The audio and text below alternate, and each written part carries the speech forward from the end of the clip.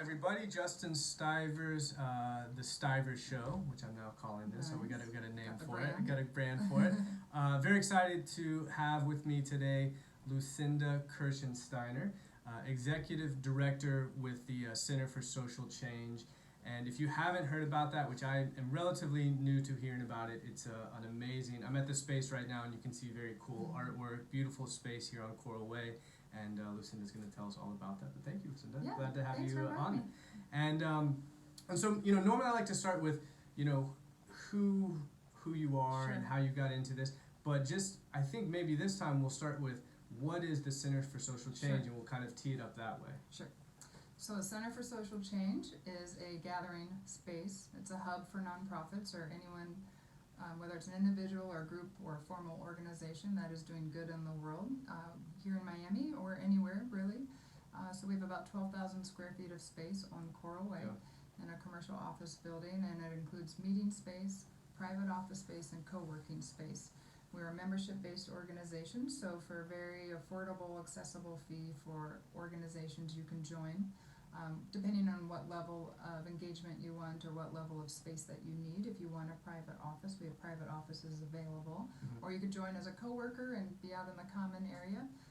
Or you could also be a virtual member if you don't necessarily need this space but want to be part of our amazing community and network and connect with other people doing good in the community. Again, whether you're an individual doing grassroots projects out in the community and picking up trash on your own and cleaning up the beach, or whether you're part of a large national nonprofit and you're based in Miami and maybe you're a remote worker and you want a space to work from, we welcome you here. So it's sort of a shared workspace for like the good people in the world. Yes, only let the good right, people. Only the good people. Yeah. So we'll pause it right there before we dive deeper into it. So how did you get into it? Because I know you've been the executive director for 5 years now, or something. I've been in this role for 3 years. Okay. I connected with the center about 5 years ago through a very truly serendipitous situation. But I happen to live in Colorado, which I know is odd to have a remote director. Yeah. But this is the world we live in. We're a co-working space, and we have a Yeah. lot of remote workers. So 5 years ago, I was looking to make a personal change in my life. I live in Colorado. My husband and I didn't necessarily want to move, but we wanted to spend more time with family. And I have a brother who lives in Miami. Okay.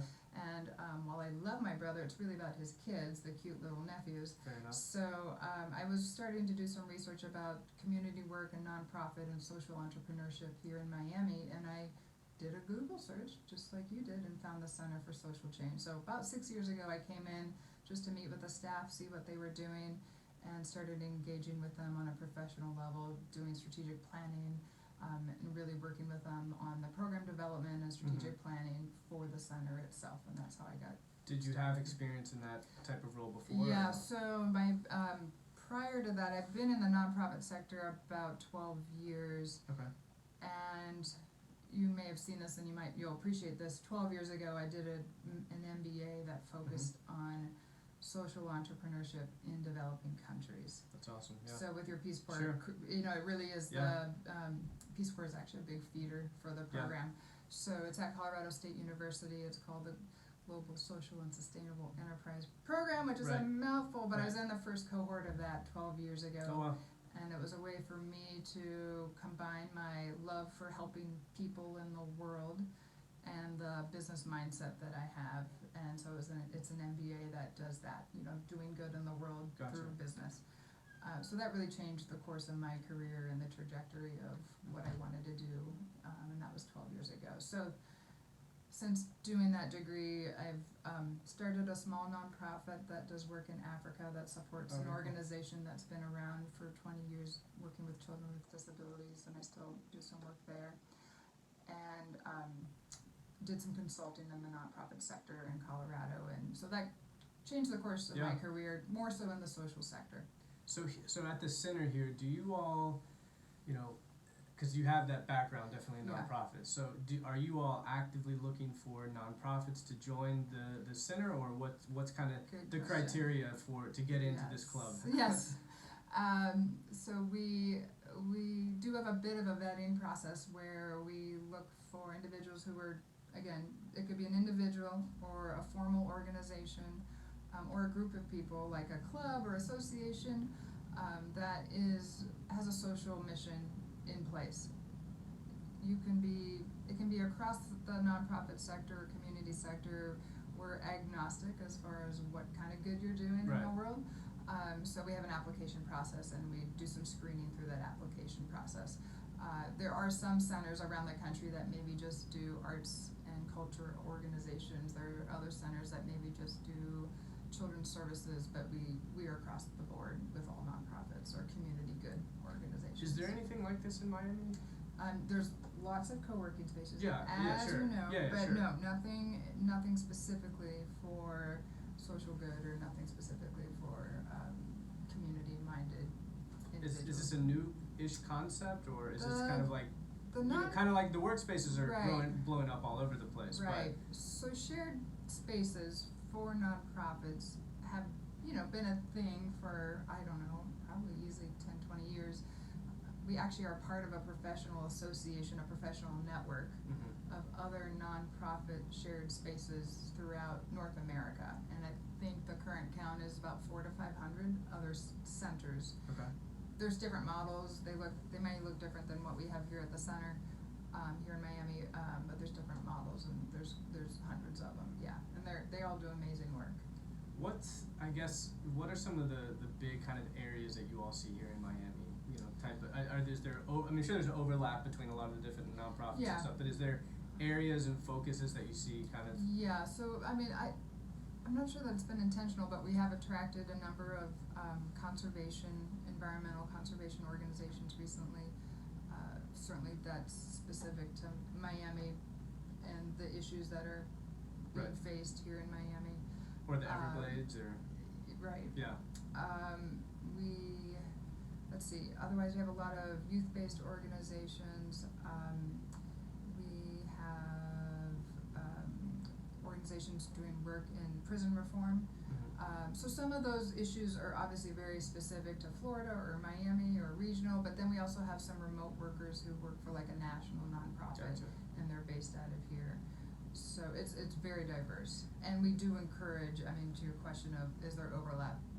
Yes, and that's what one function of a center like this is to bring people together so they can collaborate or hopefully more formally partner with resources so they can leverage each other's resources and not duplicate work. And that's what I was going to say. It sounds like it's kind of like an incubator for a lot of these nonprofits to kind of come together and say, hey, there's 3 of us here, there's 10 of you there, let's not compete, let's maybe come together, join forces. Absolutely, we would love for more of that to happen.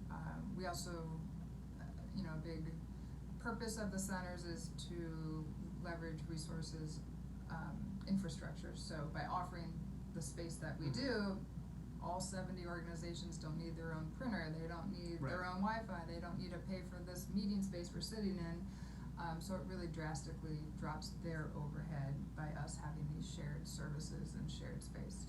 And so one of the things we were talking about and meeting some people right before we got on here is that it's not just, hey, here's a workspace and there's people, because there's not anything to you. Anywhere. Right, that could be anywhere. You can do that anywhere. Yeah, you can do that anywhere. But you all are really trying to educate and provide. I mean, there was a yoga room and wellness center as well. So maybe touch on the different aspects like that. Yeah. So how we like to promote the growth of our organizations is through providing the workshops and what we call capacity building trainings and workshops for our members, but we also like to promote their growth through wellness.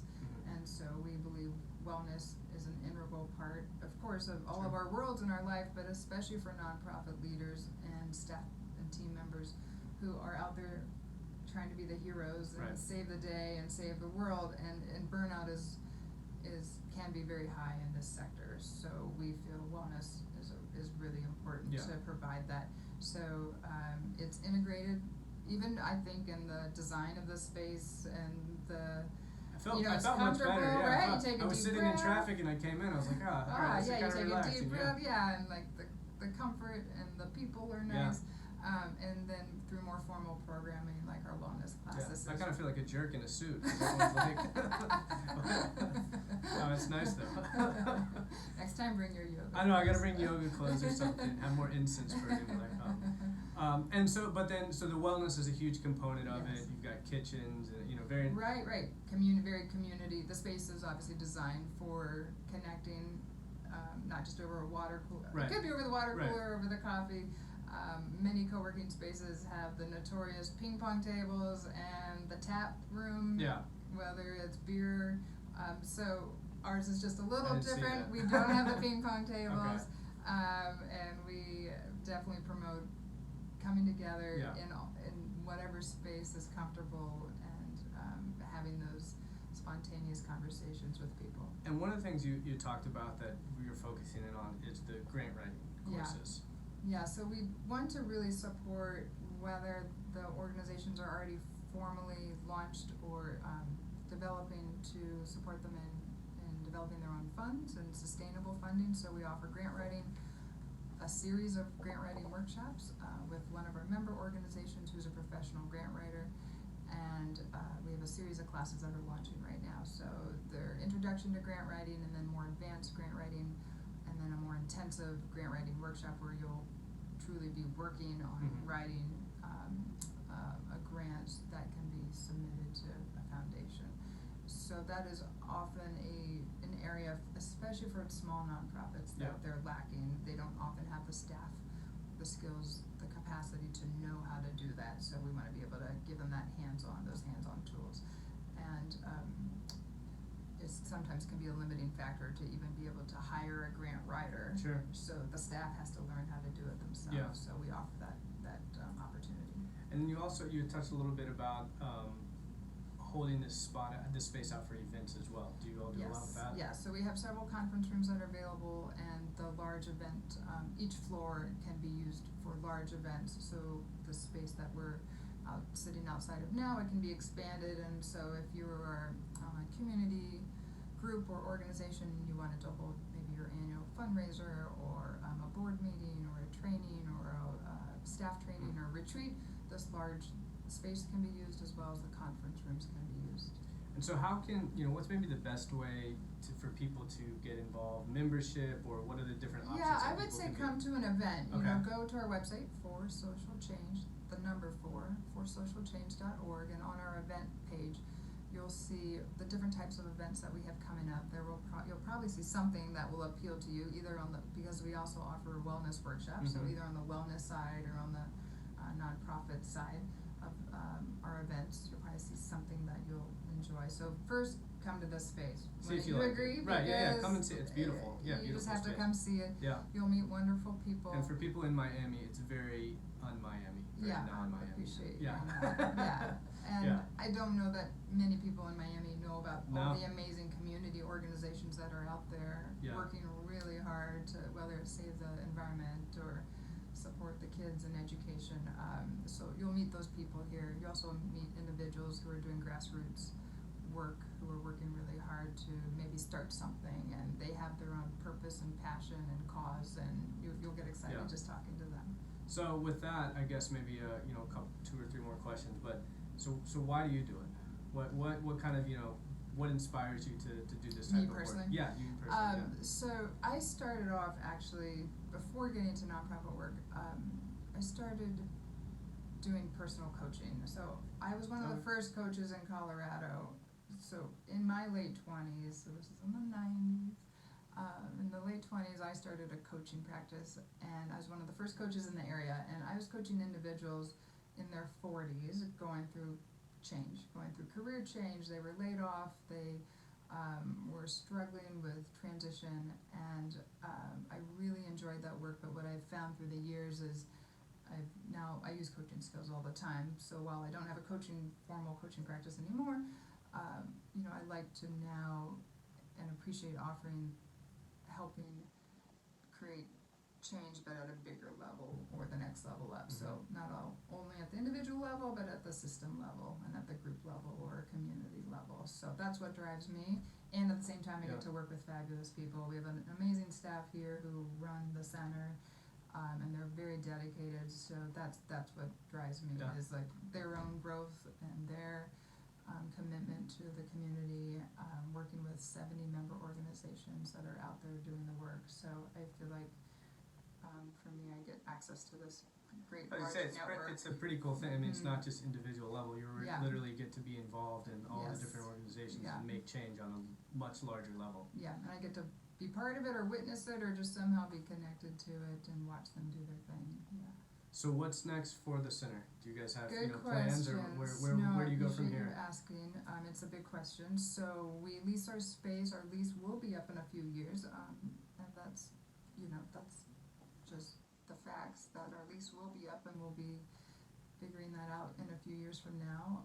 If to continue here in this space, or if there's an opportunity out in the community where maybe we could grow and find another space. So Mhm. if any of your viewers are out there and have some sort of space that might be perfect for a center like ours, we'd be open Okay. to talking about that. So we're open to options and possibilities. Yeah. Very cool. Yeah. And so I guess last thing is and you mentioned it before, the website. What's the best way for people to find you all, get engaged, and Yeah, and again, join? I'd look for an event that we have, our Facebook page. We do some streaming as well. We have some podcasts where you can watch some interviews of some of our members. If we do get requests for people who want to volunteer, what we would do is just connect you to our member organizations. We have 70 members here. They all need volunteers, sure. or a lot of them need volunteers. So, look at our website and you can see all of our member organizations, and you'll find something, I'm sure, that tugs on your heartstrings, whatever your passion might be. Yeah. So you can drill down and look at our members and see the great work that they're doing, and get involved with them as well. You know, that they all need support, they all need resources as well. Okay.